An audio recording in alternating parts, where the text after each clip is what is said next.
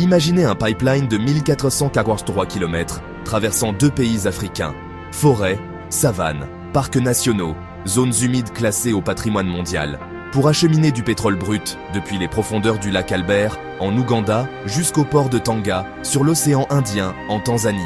Un projet à 5 milliards de dollars, en construction depuis 2022, qui emploie plus de 12 000 Ougandais et Tanzaniens, et qui divise profondément, d'un côté, les partisans d'une transformation économique historique pour l'un des pays les plus pauvres d'Afrique de l'Est.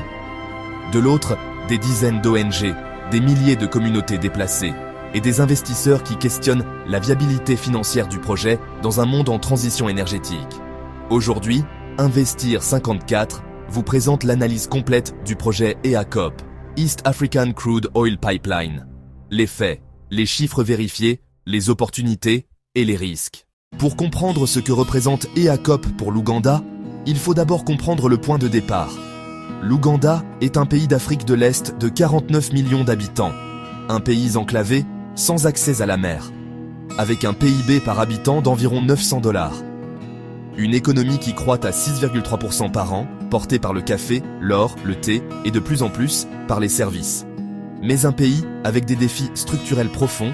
Plus de la moitié de la population vit encore de l'agriculture pluviale. Le chômage des jeunes est élevé. Les infrastructures énergétiques restent insuffisantes. Et surtout, un pays qui n'a jamais exporté un seul baril de pétrole de toute son histoire, malgré la présence de réserves connues depuis plus de 20 ans. C'est là que le projet EACOP entre en scène. Et qu'il change tout.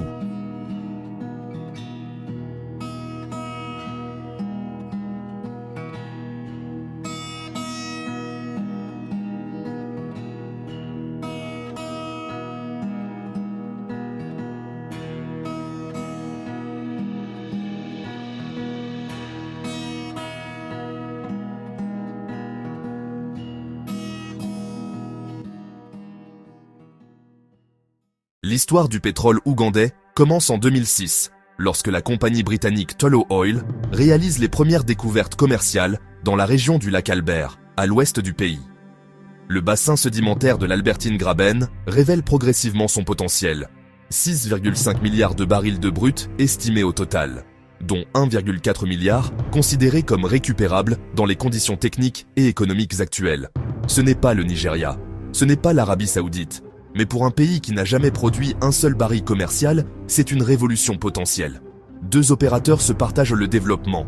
Total Energies avec le projet Tilenga, 6 champs pétrolifères dans les districts de Bulisa et Nwoya, pour une capacité cible de 190 000 barils par jour.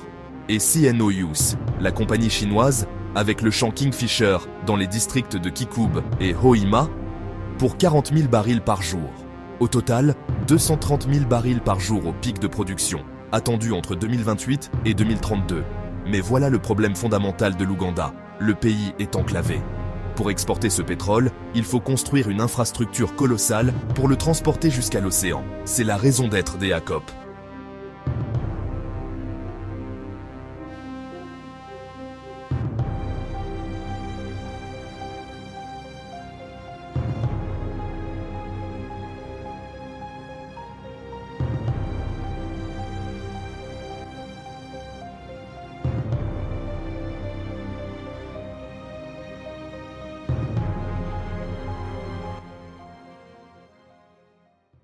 EACOP, East African Crude Oil Pipeline, un projet qui mérite qu'on s'y attarde dans le détail, parce que sa complexité technique est sans précédent en Afrique de l'Est.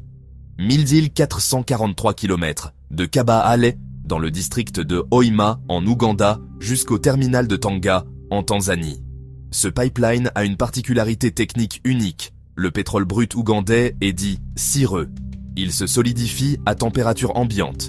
Pour le maintenir liquide et pompable, le pipeline doit le chauffer en permanence à environ 50 degrés Celsius. Ce système de chauffage électrique sur toute la longueur du tracé en fait le plus long pipeline chauffé du monde. Une première mondiale. 6 stations de pompage sont prévues le long du tracé. Un terminal marin est en construction à Tanga pour charger les pétroliers à destination des marchés internationaux.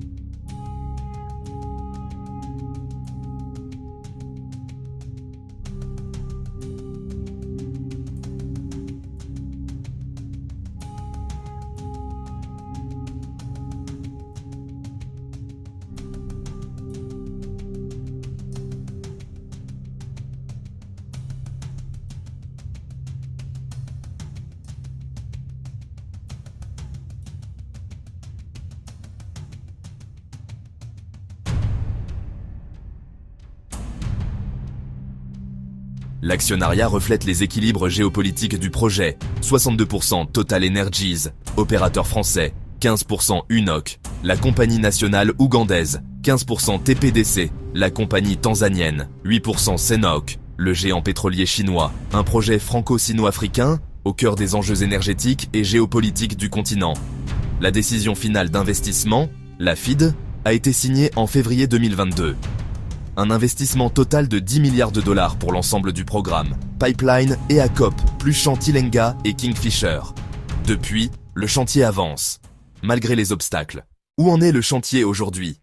En décembre 2025, selon les données officielles de la Petroleum Authority of Uganda et les rapports de Tanzania Invest, ACOP affiche un taux d'avancement global de 79%.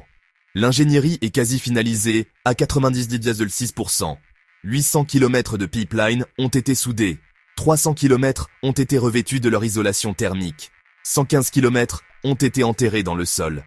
L'intégralité des tuyaux commandés a été livrée sur le tracé. Au port de Tanga, la jetée, le terminal d'export maritime, avance avec 180 piles et 110 têtes de piles installées dans les eaux peu profondes et profondes. Le projet emploie plus de 12 000 personnes en Ouganda et en Tanzanie. 90% des employés sont des nationaux.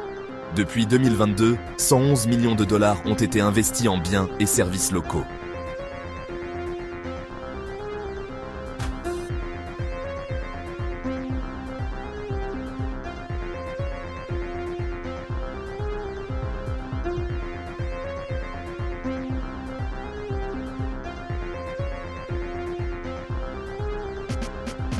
Mais le projet accumule les retards. Lors de la décision finale d'investissement en 2022, le premier pétrole était attendu pour 2025. Ce délai a été repoussé, d'abord à fin 2026, puis potentiellement au début 2027, selon les analystes de l'IFA dans leur rapport de janvier 2026. Deux facteurs expliquent ces retards. Premier facteur, le financement. 24 banques internationales se sont retirées du projet sous pression des ONG environnementales.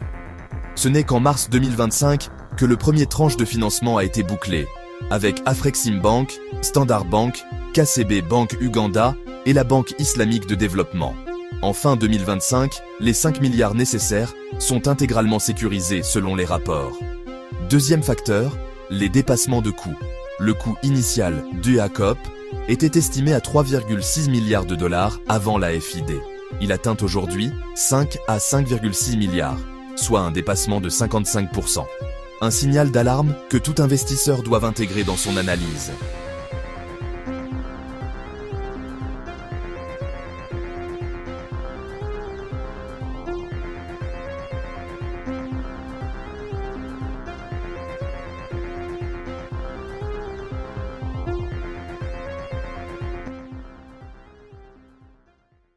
Qu'est-ce que le pétrole peut concrètement apporter à l'Ouganda? Les projections institutionnelles, World Bank, Deloitte, Coface, convergent sur plusieurs points. La croissance du PIB ougandais, déjà solide à 6,3% en FY 2025, devrait s'accélérer à 7,4% en 2026, portée par les investissements dans le secteur pétrolier, avant même le premier baril exporté. Dès 2027, les revenus pétroliers pourraient représenter 1,2% du PIB ougandais et contribuer à hauteur de 2,7 milliards de dollars à la balance des paiements du pays, réduisant significativement le déficit structurel d'un pays qui n'a jamais eu accès à l'océan Indien. À pleine production, 230 000 barils par jour attendus entre 2028 et 2032, le pétrole pourrait transformer la capacité de l'État ougandais à financer ses infrastructures, son éducation et sa santé publique. Sans oublier l'impact direct sur l'emploi. 12 000 emplois créés à ce stade, 90% de nationaux, des programmes de formation d'ingénieurs, des partenariats avec les universités locales. Pour un pays enclavé de 49 millions d'habitants, le potentiel de transformation est réel.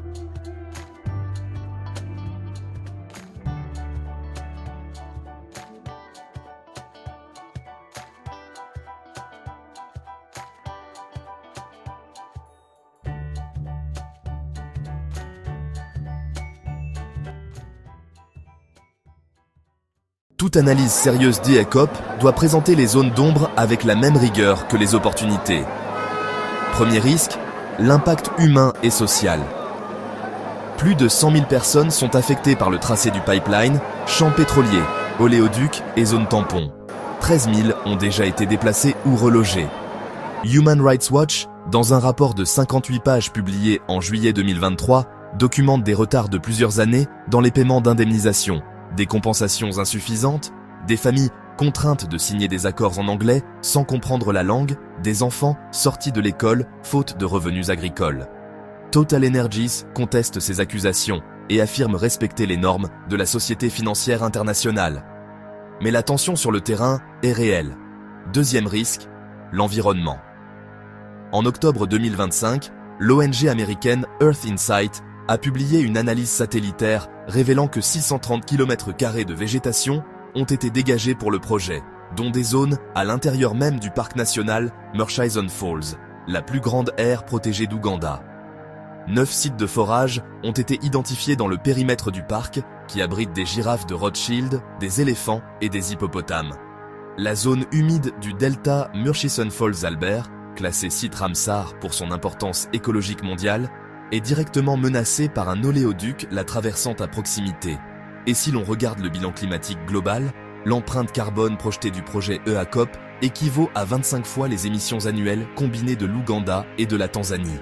Troisième risque, la viabilité financière. C'est peut-être le risque le moins visible, mais le plus important pour l'investisseur. L'IFA, Institute for Energy Economics and Financial Analysis, a publié en janvier 2026 une analyse détaillée qui soulève des questions fondamentales. Le coût d'EACOP a déjà dépassé de 55% ses estimations initiales. Et dans un scénario de transition énergétique accélérée, que l'Agence internationale de l'énergie considère comme probable, les revenus pétroliers de l'Ouganda pourraient être réduits de 53% par rapport aux projections officielles. Pourquoi ? Parce que les contrats prévoient que Total Energies et Cenovus récupèrent leurs coûts en priorité dans les premières années, laissant l'Ouganda avec des revenus bien inférieurs aux attentes dans le court terme. Quatrième risque, les batailles juridiques. En février 2025, 4 ONG ont plaidé en appel devant la Cour de justice d'Afrique de l'Est pour l'arrêt de la construction des EACOP, invoquant des violations du traité pour l'établissement de la Communauté d'Afrique de l'Est. Une procédure est en cours à Paris pour réparation au bénéfice des communautés affectées. Ces risques juridiques ne stopperont probablement pas le projet à ce stade avancé, mais ils créent une incertitude sur la réputation internationale et sur les coûts futurs de conformité.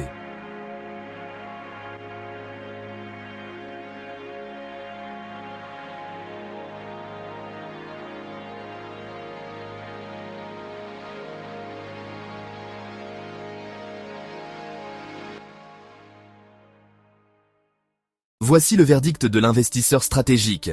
EACOP est un projet qui va très probablement aller à son terme. 79% construit, 5 milliards de dollars de financement sécurisé, 2 gouvernements engagés, des multinationales comme Total Energies qui ne peuvent pas se permettre d'abandonner un investissement de cette ampleur. Le premier pétrole ougandais arrivera, probablement en 2027, possiblement en fin 2026. Et pour l'Ouganda, les enjeux sont immenses. 230 000 barils par jour, pendant 25 à 30 ans, représentent une transformation potentielle d'une économie enclavée qui n'a jamais eu accès aux revenus pétroliers. Mais, et c'est un mais qui compte, les risques sont réels et documentés. Le dépassement de coûts de 55% sur EACOP seul réduit mécaniquement les retours pour l'Ouganda. La structure des contrats avantage les investisseurs étrangers dans les premières années. La transition énergétique mondiale représente un risque de long terme que même les plus optimistes ne peuvent ignorer.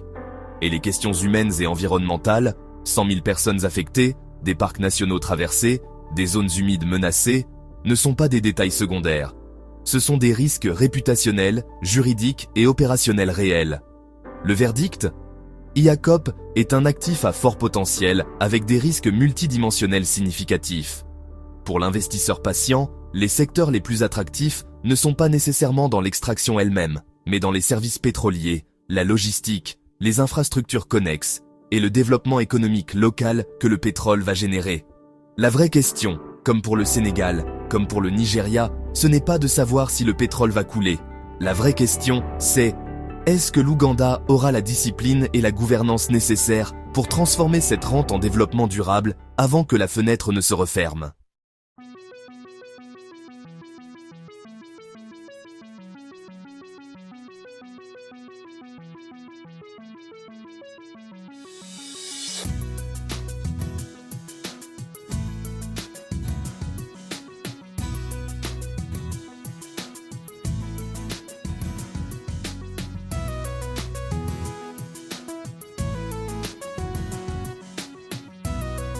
Vous venez de visionner l'analyse complète du projet ECOP, le pipeline qui pourrait transformer l'économie ougandaise. Chaque chiffre cité dans cette vidéo est issu de sources vérifiées.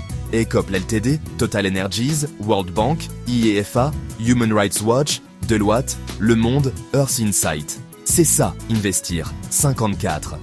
La chaîne qui analyse le potentiel d'investissement des 54 pays africains avec des données, des faits vérifiés et une vision stratégique. Pas de rêve vendu.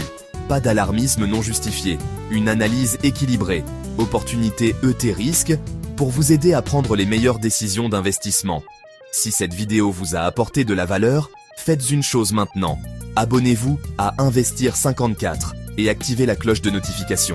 Chaque semaine, nous décryptons un projet ou un pays africain avec la même rigueur analytique. Et partagez cette vidéo avec un investisseur dans votre réseau. Parce que cette analyse, il mérite de la voir. L'Afrique est en train de se transformer. Soyez parmi ceux qui la comprennent réellement.